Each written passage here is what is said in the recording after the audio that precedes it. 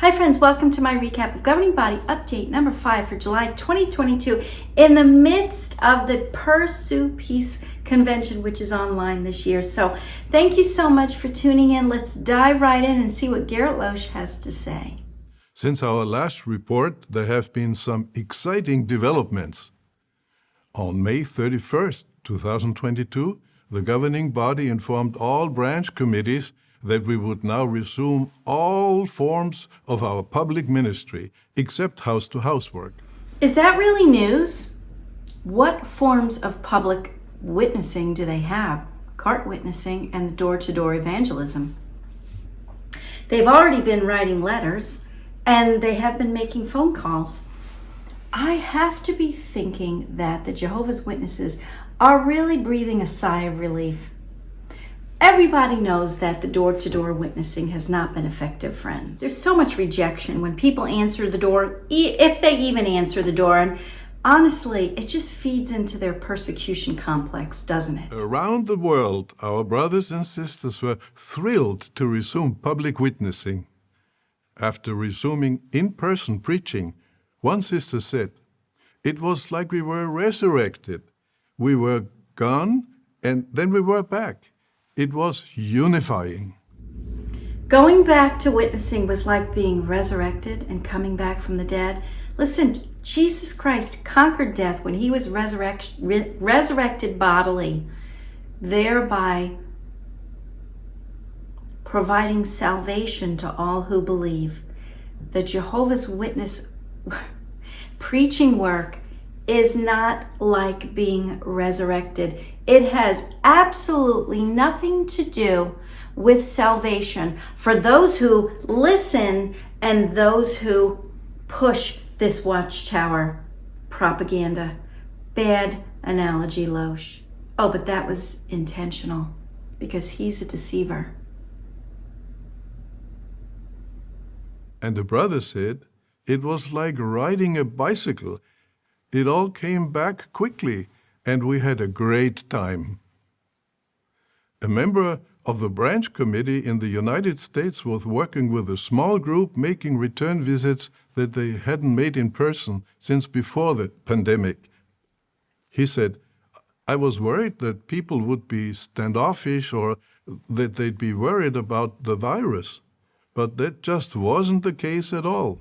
Well, that's right, because the majority of the world has eased up on their pandemic concerns, but not, of course, the extremist Jehovah's Witness organization who's still using it as a fear tactic, friends. It's amazing how their governing body members tell the truth about reality in such a subtle way. The brother said it was so refreshing to actually witness to someone in person at the door. I had a similar experience when sharing in street work. A young woman noticed that the brother with me had Watchtower magazines, and she stopped us. She said that she was so happy to see Jehovah's Witnesses. That led to a good discussion, and arrangements were made for a sister to contact her. It was such a pleasure to be in street work again. In Zambia, a public bus driver stopped the bus when he saw our brothers street witnessing, and he received a magazine from the brothers. He asked them to preach to his passengers. All of the passengers on the bus gladly listened and took magazines. Really? I would love to know who this bus driver is, because wouldn't the Jehovah's Witnesses want to ride on this bus? Of course, this person is nameless. I've never heard, in all of the years that I was a Jehovah's Witness, a situation similar to this. Really? On June 7, 2022, the European Court of Human Rights ruled in favor of Jehovah's Witnesses in 21 cases, all in one day.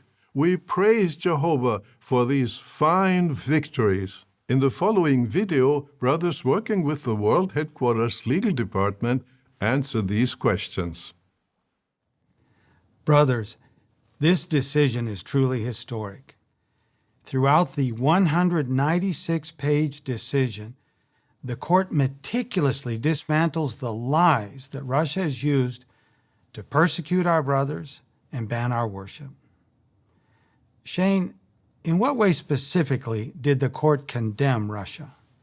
Well, the decision unambiguously declares that Russia is guilty of carrying out a premeditated and relentless attack on innocent worshippers and on pure worship. The European Court states that the Russian authorities had pursued a policy of intolerance designed to cause Jehovah's Witnesses to abandon their faith and to prevent others from joining it. This judgment completely exonerates Jehovah's Witnesses.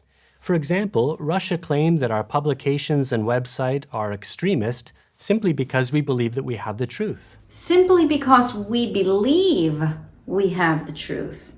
He didn't say simply because we have the truth. He said simply because we believe we have the truth. But they don't have the truth because their doctrine is found in the publications that they write simply because it's not found in the Bible. But another thing, remember they had that letter writing campaign? That letter writing campaign to Russia that they were so proud of, it crippled the Russian postal system. That was by design. And actually, Jason Zelda had done a video on this. If you wanted to hear more of the details, I'll put a link down in the description box. Russia banned them because they're extremists. Do these images look extremist, friends? They did a letter writing campaign in November, I think it was 2020, where they wrote letters and sent a November Watchtower to public officials in all levels of government telling them that their God Jehovah was going to destroy them, the public officials, because government is how did they say? Because government, the UN found that government is the cause of all evil. Does that sound extremist? I truly am happy that the victims, the indoctrinated, the everyday rank and file Jehovah's Witnesses will not face imprisonment and torture and penalties, punishment by the hands of men, because I'm not against the everyday Jehovah's Witness. I find them to be victims of a very evil corporation, friends. But it's truly sick to hear them thanking their God Jehovah for the vindication. They don't have the truth. They are a very violent organization, and they are deceiving millions all over the world. In response, the European Court ruled that any religious entity or individual believers have the right to proclaim and defend their doctrine as the true and superior one. Shane, what else did the court say in our favor? To refuse blood transfusions and choose effective alternatives, and to be politically neutral. In all of these areas, the European Court concludes that our religious beliefs and activities are entirely peaceful and are protected by the right to freedom of religion. The decision orders Russia to stop persecuting Jehovah's Witnesses, restore our legal status, release those who are in prison, allow us to use our literature and website, and either return the properties that were confiscated or pay us the equivalent of over $65 million. I'm sure they would love to get $65 million, friends, but this ruling is not set in stone. There is a possibility it will be appealed and overturned. I'm not an expert on this, friends. You can go ahead and do an internet search on this and see for yourself, but personally, I walked away from my religion more than 30 years ago, and I have been shunned by my family and friends ever since. Does that sound peaceable? Does that sound extremist? Jehovah's Witnesses encourage what is considered child abuse by allowing their children to die rather than take a blood transfusion, which is against the religion. Does that sound extremist? Those are the two reasons. Those are the two things that they have, for which they have been banned in other countries. Don't let these guys fool you. This is clearly seen when we consider how Jehovah helped our brothers during the persecution in the former Soviet Union. In the rest of this update, we are going to consider some examples of how Jehovah looked after his people during that time. We know this will be so encouraging, not only for our brothers in Russia, but also for all of us since we are all facing opposition in one way or another. Ephesians 4, verse 11 and 12 explains that Christians, in whatever form they serve God, in whatever manner, evangelists, teachers, pastors, they are to build the brothers and sisters up. They are to edify them. So let me ask you, how is this edifying? Ask yourself, if this happened to me, what would I do? What helped these brothers and sisters to remain loyal to Jehovah?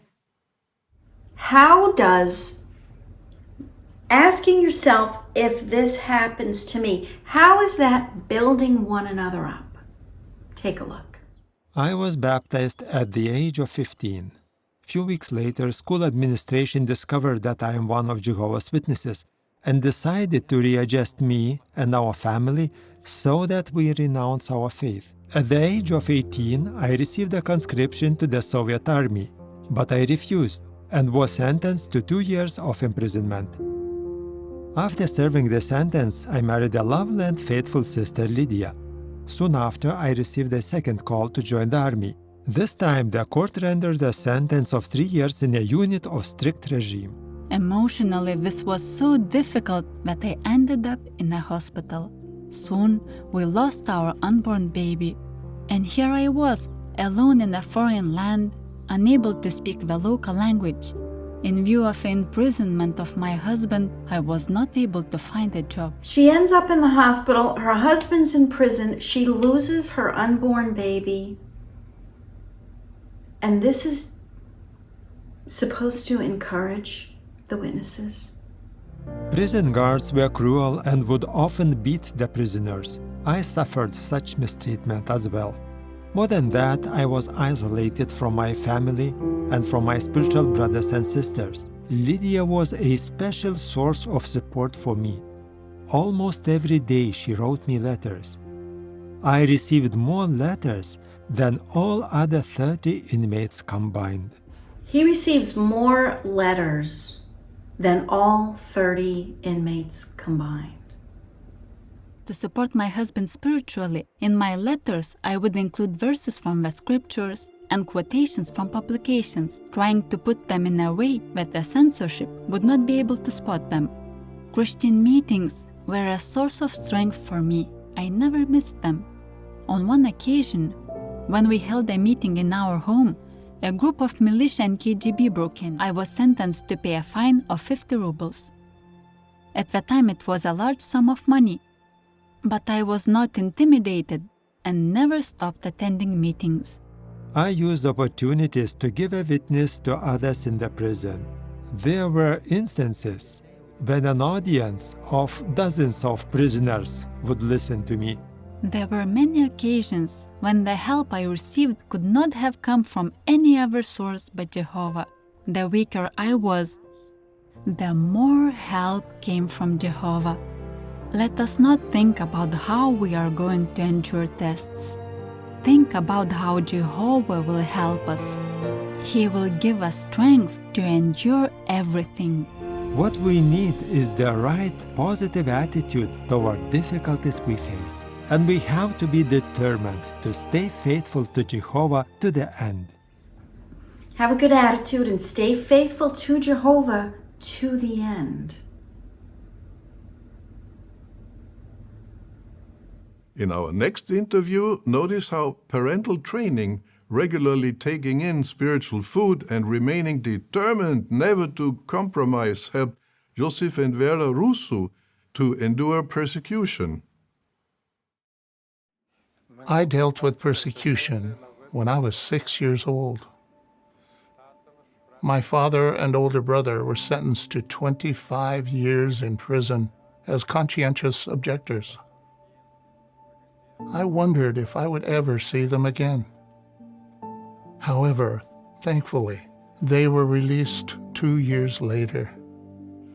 Their example has strengthened me to remain faithful to Jehovah. I also faced persecution when I was a child. At school, I was often beaten because I preached. She was beaten at school because she preached. Honestly, I'm so sorry if that's truly the case for this woman. All she wants to do is serve God, but she's deceived. She's not in the truth. If she was beaten as a child, I'm sorry to hear that. But how is this edifying? How does this build up the brothers? This constant talk of persecution. It doesn't. It tears them down. I didn't wear the Soviet star and tie, and I didn't sing patriotic songs. From an early age, my parents taught me to love Jehovah, to read from the Bible, to sing praises to Him, and to learn verses by heart. I loved to participate. I always had my hand up. My parents taught me how to respond to those who would put pressure on us to betray my brothers or my parents. The love and trust in Jehovah that my parents planted in my heart helped me to cherish Him and to want to remain loyal to Him. When I was 15, our family was deported to Siberia by train.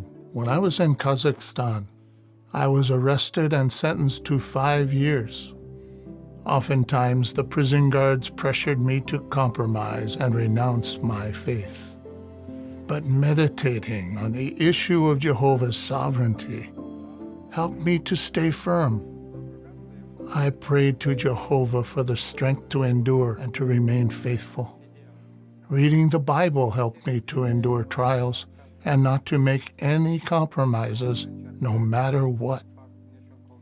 After I finished my prison sentence, I returned to Moldova. 2 years later, Josef was tried by the Supreme Court of Moldova and sentenced to 10 years in a maximum security camp. 10 years at a maximum security camp for a fake religion. Suddenly, I was left alone at 18 with a 1-year-old boy. I was often called by the KGB and interrogated for hours, sometimes for 5 hours. They told me many lies and attempted to sow doubts in my mind. The next few years, I saw my son grow up only in photographs. The other brothers and sisters and I wrote the magazines on very thin sheets of paper that had the shape of a soul. We removed the soles of the boots, filled them with magazines, and then nailed the soles back on. It was possible to fit 7 magazines in 1 pair of boots.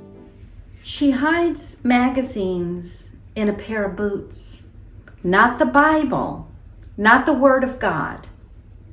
The magazines are written by men. During persecution, your relationship with Jehovah becomes closer, more real. Jehovah is kind. He is giving me the power beyond what is normal. In my life, the greater the trials, the more opportunities Jehovah gave me to talk about His purpose and His kingdom. The way Jehovah helps me focus on what I have and not on the hardships that I have endured brings me so much joy and comfort. I have no reason not to be happy. And they kept clearly in mind the issue of Jehovah's sovereignty, remaining determined never to compromise. We can do the same today. Both of these couples remind us of the words recorded at Hebrews 13:6. Jehovah is my helper. I will not be afraid. What can man do to me? Jehovah truly was the helper of our brothers and sisters in the former Soviet Union. All right, well, these verses are speaking about Jesus, okay? The writer of Hebrews is counseling the Hebrews, not the Jehovah's Witnesses, to not stray from the good doctrine of their leaders, okay, their pastors, their teachers, the good doctrine as found in the Bible, okay? Therefore, sticking close to Scripture. That's the context of these verses. Here they are, friends. Verse 6 is what he read. It's in bold at the top. You can see verse 8. It's about Jesus Christ, the same yesterday, today, and forever. And then verse 9 counsels them, warns them about not being carried away with strange doctrines. Read the book. You'll see it. Read the chapter. The strange doctrines of men are found in extra biblical publications such as the Watchtower Corporation. This verse is actually talking about Gerrit Losch himself. The strange doctrines that he presents. Despite all the waves of persecution that our brothers faced, they remained faithful and their numbers grew. For example, in 1949, there were about 10,000 witnesses in the countries that formed the Soviet Union. Now, the number of publishers in those countries is over 380,000. Jehovah always made sure they had the spiritual food they needed. The brothers really appreciated the importance of attending meetings, even though these were held in small groups. They had to risk their freedom and even their safety in order to attend in-person meetings. But they always made the effort. The Russian government can liquidate a legal entity, but they can never liquidate Jehovah's organization. The Russian government can liquidate a legal entity like the Watchtower Bible and Tract Society, but they can't liquidate Jehovah's organization? Very strange. What will happen to the king of the north? All right, so Losch goes into the book of Daniel and the identity of the king of the north, and he brings all of this into it. I've made videos on this, friends. I can't get into it again. Feel free to do an internet search on this, but you will see that according to Jehovah's Witness doctrine, as you know, they've changed the identity of the kingdom of the north countless times throughout their history. They have no clue who the king of the north is, but they use it here as a fear tactic. There will be no helper for the king of the north. Who will be our helper? What did Hebrews 13:6 say? Jehovah is my helper. The context of Hebrews 13 is Jesus, okay? So we need to turn to Jesus. That's it for this governing body update, which is all about persecution. And I'm not surprised, are you? What do you think about this, friends? Leave me a comment, let me know. Thanks so much for watching. I hope you have a great day.